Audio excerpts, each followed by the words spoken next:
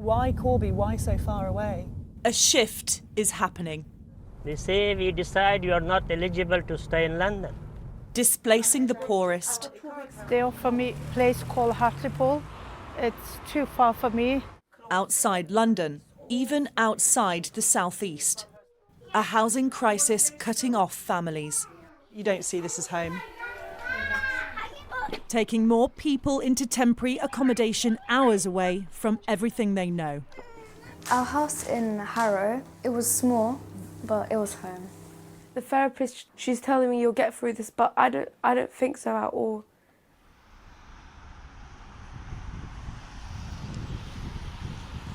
Homeless outside Enfield Travel Lodge, we meet Nadret. I'm still waiting at the travel lodge with my suitcases. She's just been evicted from her room. You said you're going to arrange something, I think. The council caseworker tells her they're looking for alternative accommodation. Yeah, but I don't have nowhere to leave my luggage because I have to go pick up my children. He says that's not his concern. It will be Nadret's 6th hotel move.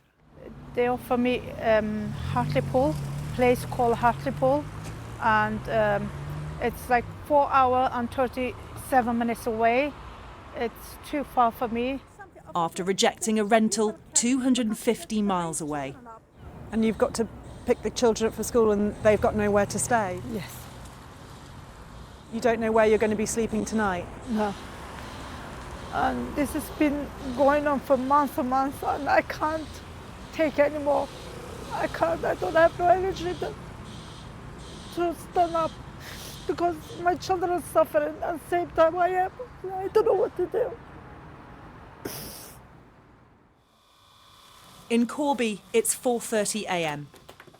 Hello. Hello, good morning. Hi. How are you? Right? Are you okay? Very good, thank you. We're here to meet Abdullah. Nabi? Hello, Marjan. He was moved a 3-hour drive from his home borough of Harrow. Shabas, pick up. Getting up this early is what they have to do to get to school back in London on time. How do you guys feel living here? Why? Because I don't like it here. Why don't you like it here? It's disgusting.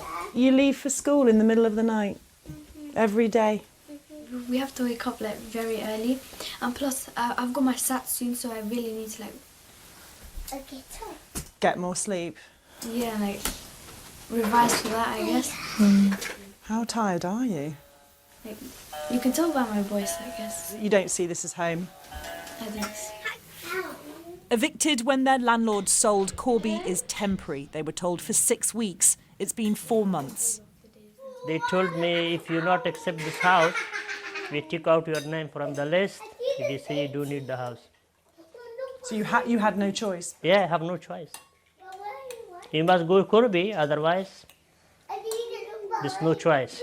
But you're completely alone here? Yes, it's alone. Nobody I have here. It can be an 8-hour round trip. The youngest asleep within minutes. Do you miss your friends? What do you say to your friends about where you're living? I haven't really told them anything. Why not? They just know I live far away. I haven't really told them anything. How do you sort of feel about continuing to live in Corby for the foreseeable future? I don't really like it because most people, there's not much Muslims there. So every time I walk past, most of the people like stare at me because of my hijab and stuff. How does that make you feel? It makes me feel like different from people. Abdullah was an Uber driver, giving up after being diagnosed with muscular dystrophy. So your muscle will just waste away? Yeah. If anything happened to me or my wife, who come and help me here? It's 19 of my life from my families and friends, cousins. They are not in London. And finally, 4 hours after leaving. Khadija, come. This is a clue as to why it's happening. A new policy at one London council sending homeless families outside the southeast into homes affordable to those on low incomes. We showed housing campaigner Kwajo, who's seen people moved away. Basically, if you're poor, get out. But never a policy so clear. I've heard stories, but I've never seen it so in black and white, written down. It's social cleansing and it's only affecting a certain group, those from low incomes. It's almost turned into the Hunger Games when people are looking for social housing or to have a roof over their head. That is not what housing should be in the 6th richest economy in the world. Also, this council email to a single mother in Enfield telling her she should present well to a landlord in Derby. It is also very important that you present well at the viewing and sign up. Failure to do so, which then leads to the landlord not wishing to offer you the property, will also be treated as formal refusal of the offer. Even though you're homeless and you've got kids and you're having to move up to Derby, you dress in a suit like you're going to a job interview in order to prove that you need a roof over your head. There's been cases where people that I've worked with have been refused and then... What, because they weren't presenting well? Exactly. Enfield Council refused an interview but described extremely challenging financial conditions and a shortage of social and affordable homes to rent. In line with other councils, they've moved to a national placement policy due to the extreme shortage of accommodation in London and the South East.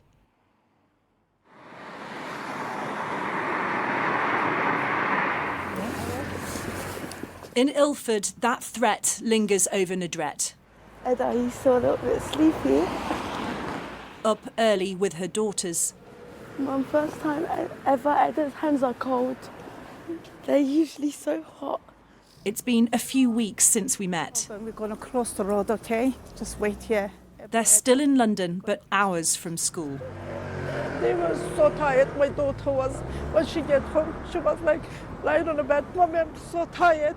So I'm thinking if it's too far, let's move school here. But I don't know how long I'm going to stay in this room. Travelling like this, the girls' days can be 15 hours long at least. The bus go to Chimford. Don't want to be there anymore. Yeah. In the room. It doesn't show on my face, but emotions, yeah. And she had really bad dream last night as well. Come on, Eda. Come on, come on. The council have also told Nadret they are ending their duty to house her because she refused a place in Hartlepool 5 hours away. It's make me tired, and hopeless as well, when, we just can't get nowhere.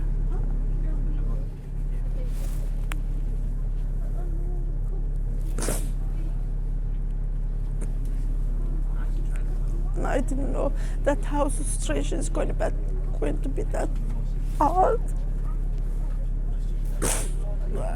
I didn't know. I'm afraid they take from me this room as well. I become, on street basically with these 2 children. Your mum said you're very brave. Do you feel it? Yes and no. Yes and no. What do you mean? At one point I do, but one point I don't. I just want to give up.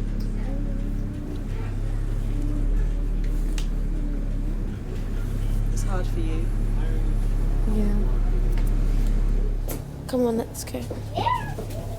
Hold my hand, hold my hand. Come.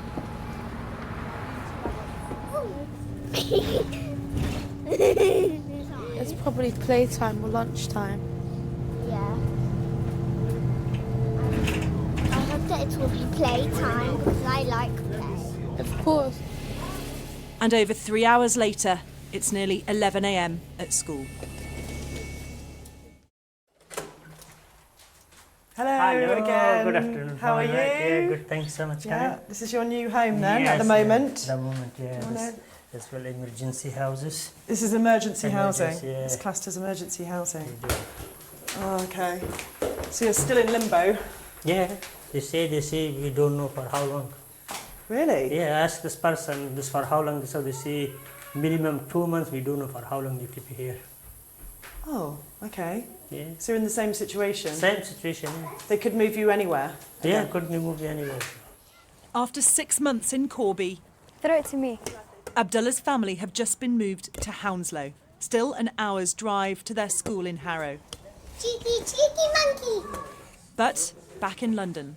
It's better than where we used to live. Press back. Yeah. This family's one of the lucky ones. How bad was it for you in Corby? It was bad, I guess, because my siblings, each week we'd have to go to, they would get sick and stuff like that, because the house was dirty. None of this, though, is permanent. That's the thing, you don't know, you can't put roots down Yeah, anywhere. we have to any roots, nothing.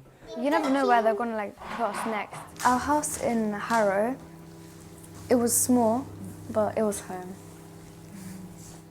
Harrow Council say they're also facing unprecedented demand, average rents rising by over 10.5%, making it harder to find affordable accommodation, and it's the same with emergency accommodation. 7 months on, nothing's changed for Nadret. They don't have much space for them. Still in the same room. Yeah, microwave is not working as well. It's not working. Basically, I'm without money at the moment. I can't take my kids to school. I can't buy them any food. This has been my all credits card are full. I still can't work out how I am in that difficult position. You know, it's so hard that you can't find no money for the food or for travel, for something. I never had a hard time. And it's taking its toll. For me, there is some starving nights. When I'm in bed, sometimes me and her can't sleep because we're starving. And my mum can't do anything. My teachers are complaining at me in class saying, Ebru, why are you not concentrating? I just sit like this because I'm in the back corner. And then my teachers are saying, Ebru, wake up. I can't sleep, it's too smelly.